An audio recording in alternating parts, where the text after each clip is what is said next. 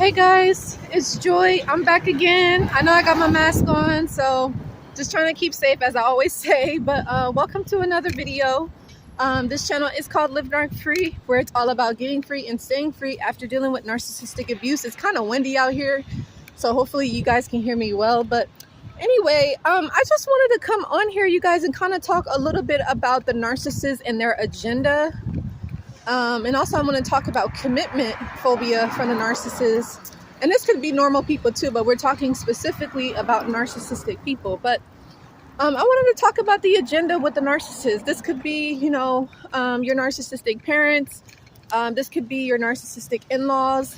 This could be anyone, you guys. But I'm kind of talking based off of like what I went through in my particular experience. So when it comes to dealing with narcissists, your partner, let's give an example of your partner.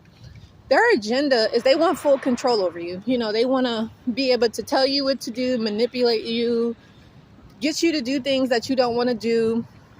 They want to be able to train you, to groom you. They want to mold you and shape you into the way where you'll be like their puppet.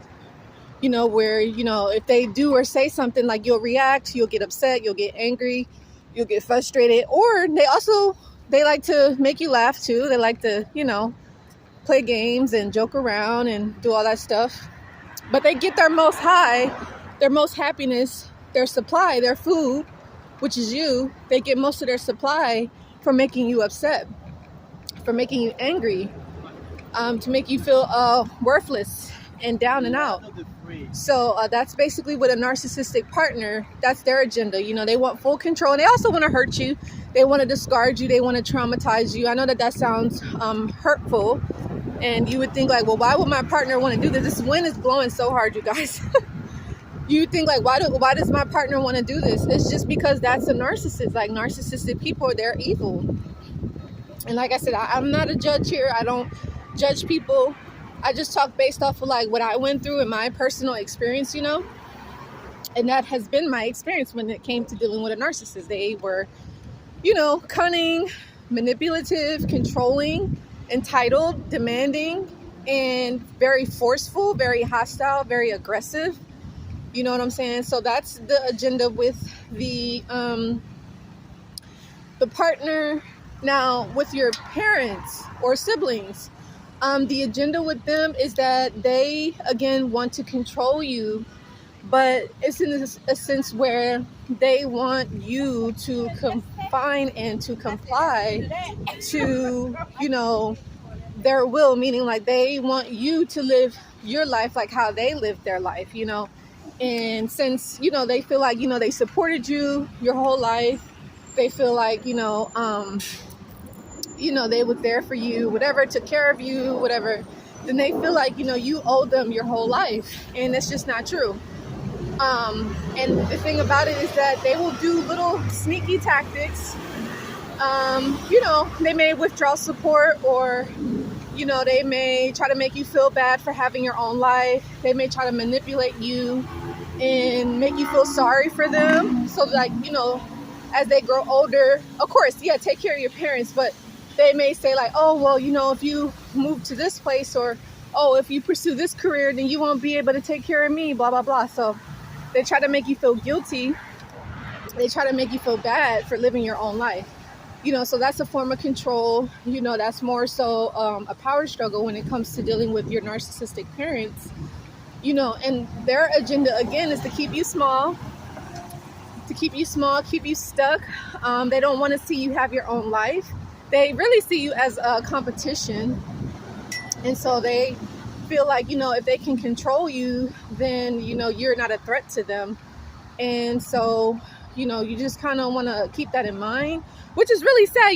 You would think like, oh, well, this is my mom, this is my dad, or my in-law. Like, why would they be in competition with me? Or why would they be trying to hold me back?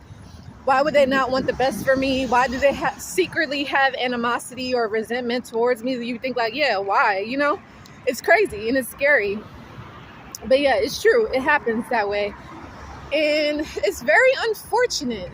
It's very unfortunate because it's like if the narcissistic parent would just cooperate and be normal and, be supportive, then, there wouldn't be all this conflict. There wouldn't be all this drama. But as we know, narcissistic parents and in-laws, they like the drama. You know what I'm saying? They like the chaos. They like the confusion. They like the division. So, that's just something that you just want to keep in mind. Let me take off this jacket because it is it's cool, but I want to take off my jacket. But anyway, you guys, so that's the situation with the narcissistic parent. But the thing about it though, their agenda is just to destroy you. Their agenda is to destroy, whatever you want to do with your life. Like if you're not doing what that narcissistic parent wants you to do, they don't want to have nothing to do with you. They don't want to support you. They don't want to, give you any sort of praise or attention or nothing. Like they're just going to cut you off, make it seem like you're the bad person, you're doing something wrong, you're evil, you're the bad person in the family. They're going to abandon you. They're going to reject you, so you kind of just want to not take it personal and understand that this is just a part of their agenda towards you. You know what I'm saying? Now, the same thing with the in-law. So, if you have a narcissistic in-law, whether it's the mother or the father, they don't want you with their adult child, so if it's the daughter or the son, they want to ruin your marriage. They want to ruin your partnership. They don't want you with their child. And again, it's due to, maybe they see you as a threat. They see you as somebody that's coming in, intruding in on a relationship, and they feel like, if they have control over you or your spouse, then that things could go their way. Things could be how they want it to be, and the thing about it is that you and your partner, you guys have the most power in the situation. And so, with that narcissistic, if you guys hear noise in the background, there was this ladder thing that kind of came up. So anyway, I hope you guys can hear me well. But anyway, so their agenda is to destroy your relationship, to destroy your marriage. They don't want to see you happy with their adult child. It's really sad. You would think if my adult child has a girlfriend or a boyfriend, you would think they want the best or they want well, but no, that is not true. It's crazy. So their agenda is to get you out of the family. Their agenda is to destroy you, to re-traumatize you, and to further abuse their adult child. So just keep that in mind. Now, when it comes to narcissistic, associates or boss, co-workers or anybody like that, their agenda is to get you to leave the job.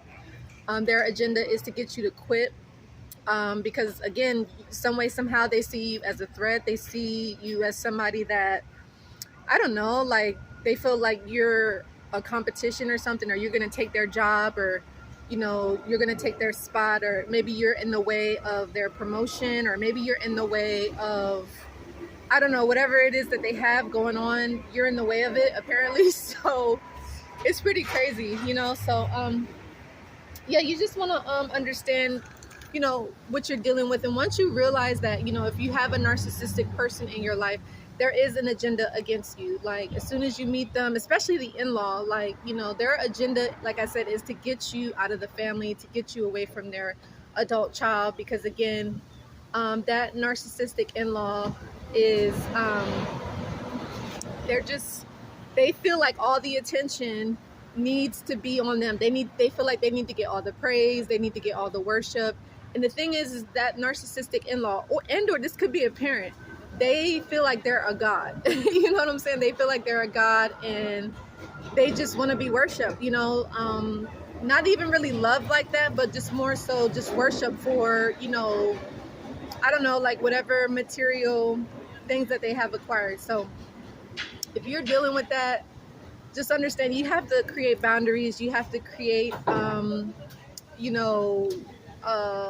mechanisms for yourself to try not to react emotionally, but to respond more. So maybe you have to ignore, or maybe you have to stay away from people, places, and things that could have you be in contact with the narcissistic in-law, or your narcissistic parents, or whether this is a boss. Maybe if this is a job situation, maybe you just want to avoid certain people, avoid certain coworkers at all costs. Maybe you just want to be polite and not engage in like certain gossip or drama or politics at the job. You know what I'm saying?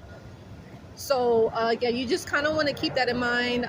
Yeah, just stay to yourself. You know, don't share personal information with certain people, because a lot of times with jobs, most of the people are toxic. Most of the people are, I don't know, it's just not good. It's not a good thing. And again, it's all about, oh, who can get the next raise, who can get the next promotion. Because I remember like this one job that I worked at, and you guys, mind you, like I was just doing it because it's like, okay, yeah, I had to do it, you know.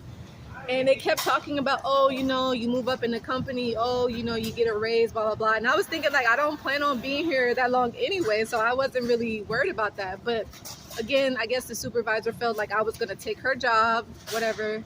And so, you know, she just kind of went out of her way to just give me a hard time, you know. So you just want to keep that in mind. You know, just stay low key, do your own thing, stay to yourself, and just pray and ask God to bring the right people around you that's going to be, you know, supportive and loving and caring and stuff like that. But anyway, hopefully this was helpful. The next thing, you guys, I wanted to talk a little bit about commitment with a narcissist. Understand, when you're dealing with a narc, you might not get commitment. Give me 1 second, you guys.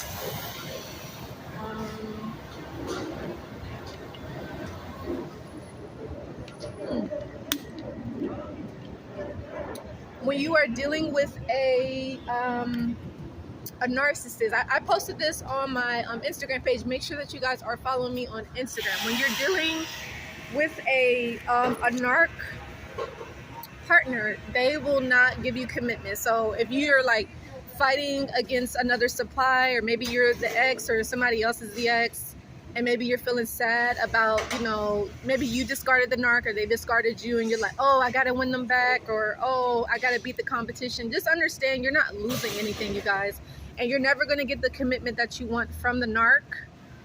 There's always going to be people in the harem, people, flying monkeys, minions, you know, people, you know, just around the narcissist that it could be like a quote unquote friend, or, you know, just an associate, that somebody that the narcissist knows. And by the way, you guys, I'm outside, so if you hear some stuff, it's like some construction stuff going on. But anyway, so yeah, you might be dealing with that. So anyway, just understand, yeah, you're not going to get what it is that you want. You have to give it to yourself. So you have to be committed to yourself. You have to love yourself, and you have to know your value and know like what you deserve and what you don't deserve. Because again, the narcissist is not going to give you what you deserve. They're not going to give you what you deserve. And I'm pretty sure you're going to know, you know, like what it is that you deserve. And, you know, you can make yourself feel important. You can give yourself quality time. You can make, like, you want to be in a relationship with yourself, but, you know, maybe the narcissist is like, oh, you know, one day we're going to be in a relationship. You know, maybe they're making these promises and stuff like that. And it just, you never see it manifest. And it's because, you know, the narcissist doesn't want the type of relationship that you want. You get what I'm saying? So you just want to, just always remember that. So anyway, you guys, I didn't want to drag this on for too long, but I hope that this was helpful, and I hope that this video was insightful. So I will see you guys in the next video, and make sure that you guys do follow me on Facebook and Instagram. Be sure to give this video a like, share, and subscription. Let me know what was you guys' takeaway, what you learned, if this was helpful or not. Share this video with a friend, and as I always say, make sure that, you know, if you want to reach out to me for further support, book a session with me. I would love to hear from you. I would love to support you. Or if you're more so the type of person you like more so self-study, inquire about my courses. I am actually thinking of coming out with the course called Overcoming CPTSD, PTSD, because I do know that a lot of us former victims and survivors, we struggle with that. And honestly, it really and truly, it goes away, but again, there's triggers and flashbacks that come. So it's kind of like, you know, it's like a working progress, you know what I'm saying? So like there's some days where the triggers were really bad, and then other days where the triggers aren't as bad. And then sometimes when the thoughts come into your mind, it's like, it doesn't hurt, you know? So I'm thinking of doing that in regards to the course. I'm thinking maybe it can come out at the end of the month, early next month. So that's going to be something to look out for. If you guys are interested, send me an email at livenarc9@gmail.com letting me know, hey, you want to learn more about the CPTSD, PTSD course. I look forward to supporting you all. And like I said, if you are feeling called to, you can definitely get a copy of my book. A lot of people are liking it, and it's helping many. So if you feel called to, definitely get your copy today. You can send me an email in regards to that. But I love you guys so much, and I will see you on the next video. And again, you guys, please don't forget to leave topics on things that you guys want to learn about in regards to dealing with the narcissist, because again, this channel is for the fellow victims and the survivors of narcissistic abuse. And you might be like, well, how do I know if I'm a victim or a survivor? If you're a victim, you're probably still in the abuse, or even if you have gotten out of the abuse, you can still feel victimized, because for some, the abuse is not just mental, emotional, and psychological. For some, it was actually physical. For some, it was actually verbal. You know what I'm saying?